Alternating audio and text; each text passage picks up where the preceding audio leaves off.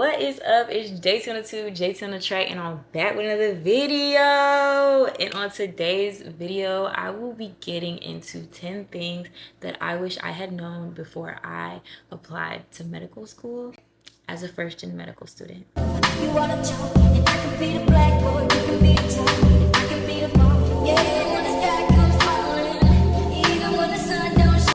Number one on the list, and I cannot stress this enough, is to stop trying to rush your timeline. Let me say it again. Your timeline. Not anybody else's, not what Google says, not what SDN says. Your timeline. You know, as a first-gen medical student, we are going to have a lot more hurdles to face than most. And that is going to cause for the timeline to maybe look different. It might look the same, but don't beat yourself up if it's not. But what you can't do is give up. When you rush the timeline, you also rush what could have been. For example, I took my MCAT 3 times, and the first 2 times I definitely rushed it. The first time I took it, I didn't want to take a gap year.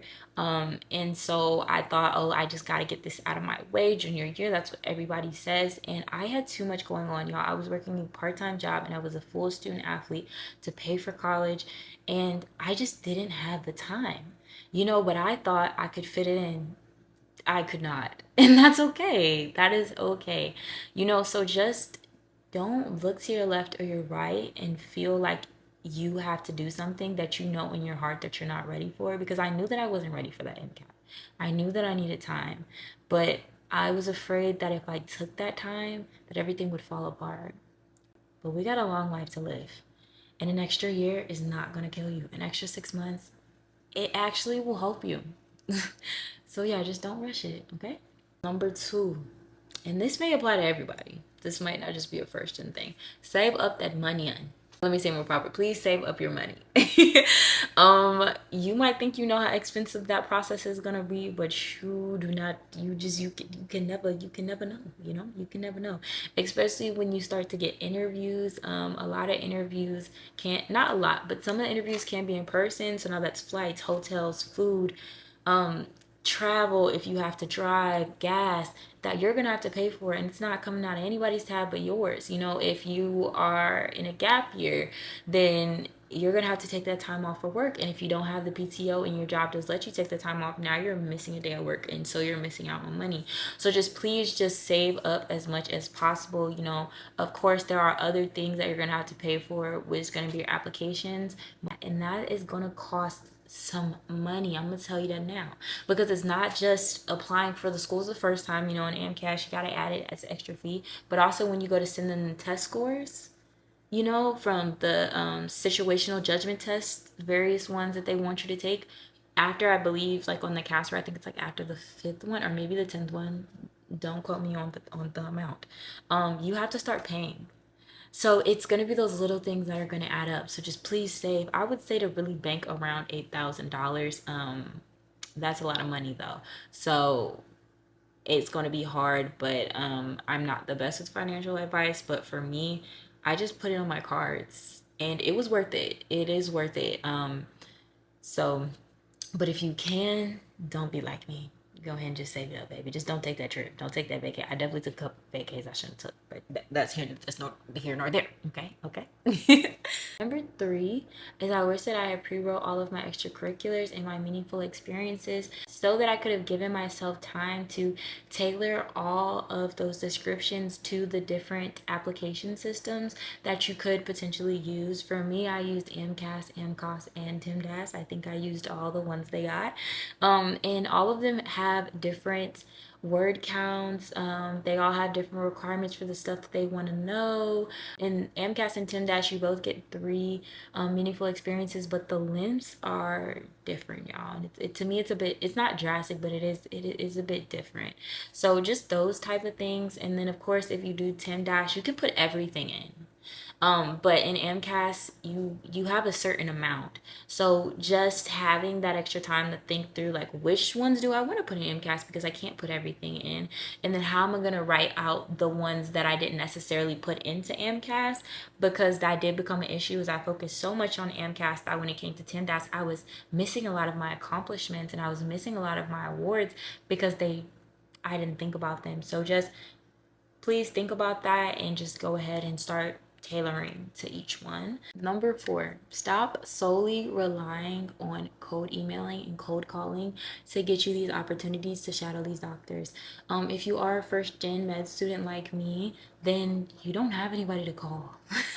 It's as simple as that, y'all. We don't have a parent with a doctor friend to call. We don't have that. We don't have a family doctor in our family to go and shadow or to shadow their buddies. And so it does make it a lot harder to find these opportunities. Even if the pre-medical community doesn't want to talk about it and when it acts like it's all an even playing field, I'm here to tell you that it's not. And connections do matter and they do make a difference. And we sadly do not have that, but that is okay. Instead, go ahead and ask your doctor or ask your family members to ask their doctors. I found that it was a lot easier to get those opportunities when I talked to the ones that I knew, even if I didn't know them personally, than trying to find somebody on an email list who's probably too busy to even check their emails, probably has their medical assistant checking their emails, and they're just going to skim right past it. So that definitely helped me a lot. And to also look into specific internships that will allow for you to get that shadowing experience. I unfortunately had a lot of my experiences during COVID, so I didn't have that opportunity, but things like the UNC Chapel Hill MED program that I was able to get into, they actually have a shadowing portion. So there are internships that will help you with that. So please just focus on those. Don't let it discourage you when those cold calling and those cold emails don't work. Just, just go ahead and try a different route and it'll be okay. Number 5, I wish that I had gotten a certification in a clinical field a lot earlier. And if you like me, don't go ahead and get that 24-hour phlebotomy license. I had to go back and get a new one. Don't do that. Don't do the quick ones. Okay. Sorry, that was a bit side note. Just had to get that out there. But yes, go ahead and get that as early as possible. That way you can work and also get your clinical hours. I applied twice, and the first time that I applied after I did not get in, sadly, I had people review my application, and a lot of them just said that for me it was my MCAT score and my lack of clinical experience. So if you go ahead and get that certification early, you can go ahead and nip that in the bud. You could do a lot of things. I know medical assistance takes a while, but you can also get your phlebotomy, which takes about 3 to 4 months. You could do pharmacy technicians. Not all people recognize that though, so I wouldn't say to necessarily go that route. But there's a lot of different options for a lot of different things that you could do. So just go out, get one of those certifications, and just invest in yourself. I know you're saying, well, girl, those cost like $1,000. Those cost a amount of money, and they do. I definitely had to save up for mine, but in the long run, it will 100% be worth it. And then think about it, you can make money off of these certifications. You can make back that money that you spent. Number 6, I wish that I had reached out and found more mentors and at least tried. I feel like, at least for me, in the couple of first-gens that I've seen, we can get so stuck in the idea that we're in this alone. Even though you can have family support that is there for you, they are not walking this journey with you, and they've never walked this journey with you. So there is a sense of loneliness that you can get, and it can make you feel closed off. But still try and make those mentors. A lot of the mentors that I make really did save me. They helped me hone my application. They helped me get shadowing. They helped me get internships. They helped me do all these things.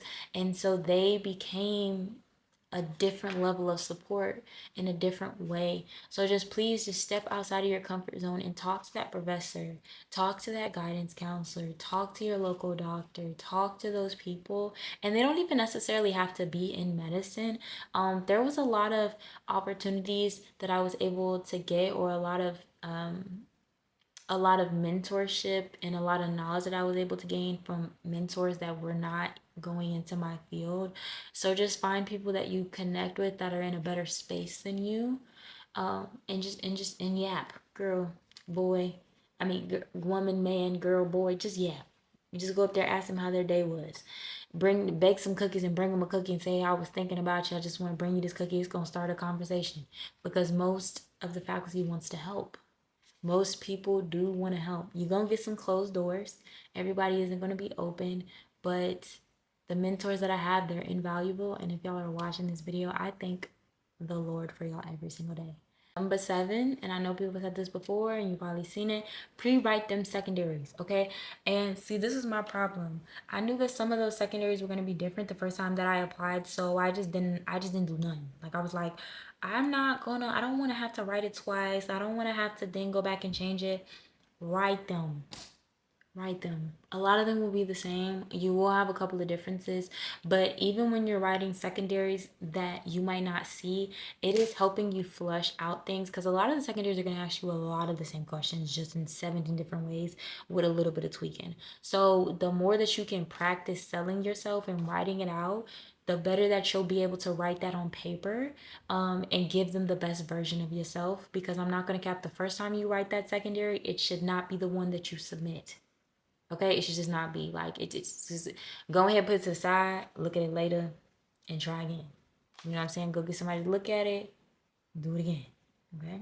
Number 8, I wish that I had made my personal statement sound more of like a story and less like I'm telling you what I have to offer. First time that I wrote my personal statement, it was very much I want to be a doctor because of this. I want to be a doctor because of A. I started wanting to be a doctor because of B. These are the things that I've done to become a doctor, C. And this is what I want to do in the future, D. I mean, it was not bad, because it did showcase a lot of the things, and you're supposed to kind of, they say, brag on yourself in it. But the one thing that I will say is it lacked a common theme. It lacked a wow factor. So the second time that I wrote my personal statement, I actually wrote it around the theme of running. If y'all didn't know, I was a track athlete, and I will always say that track and field was my first love, and it has cultivated me into the person that I am today with my work ethic, how health centered I am, how calm I am, how goal oriented I am. It's just really shaped who I am, and it shaped who I am as well as in medicine. So I use that unique perspective. My lighting died on me, so the lighting might be a little bit bad for this last part, but it really shaped who I was. So I pulled all of those things that I learned and showcased them throughout my medical journey, and how those things all converged together to make me the candidate that I would hope they would pick.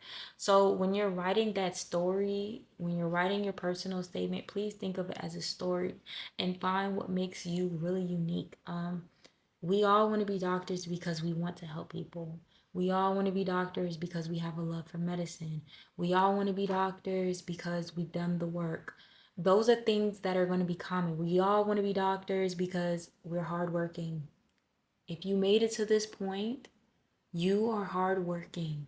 So you got to find something that those other school students aren't going to have, whether that's your cultural background, whether that's, whatever your first love was, how you grew up. Those type of things are going to make your statement unique. And I feel like that genuinely helped me. So that's number 8. All right, number 9, this kind of goes along with number 1. I wish that I had prepared for my MCAT when I had the sole time to focus on it and I didn't rush it. Um, the MCAT is gonna be one of the biggest factors of whether or not you get in, and it shouldn't be.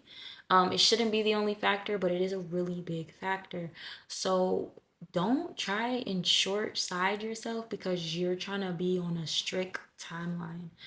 If you are a student and you have a if you are a full-time student, you have a part-time job, and you're in all these extracurriculars and you have all these things, know yourself and know if it's possible. And I didn't know myself. Like, I just assumed because I could always put all these things on top of myself, I could add a test that you're supposed to study for a minimum of 400 hours on top of everything I had going on, and it would work out handy dandy. And it did not.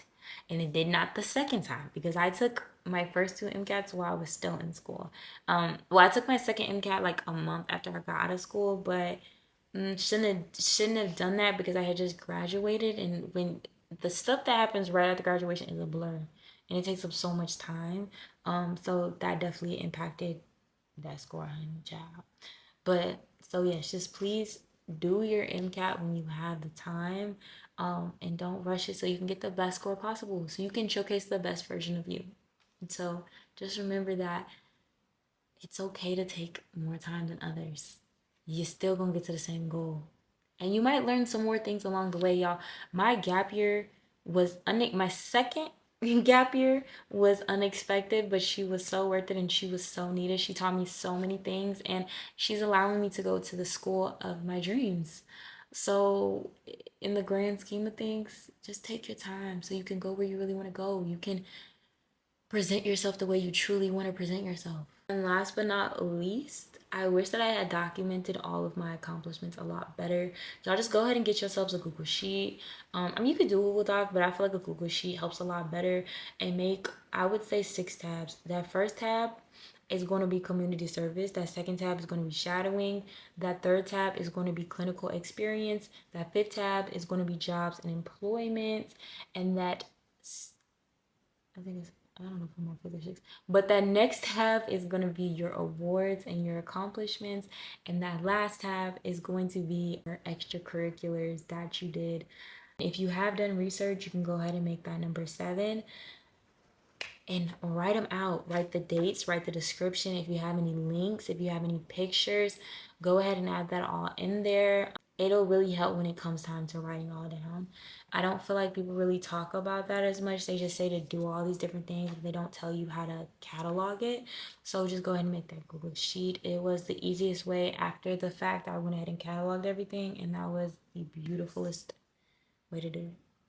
But I hope that you guys enjoyed this video. Don't forget to like, comment, and subscribe if you did make it this far in the video. If y'all have any suggestions on other videos that y'all would like to see to help y'all in your journey, don't hesitate to comment down below. And I can't wait to see y'all in the next video because we are on this journey through medicine together.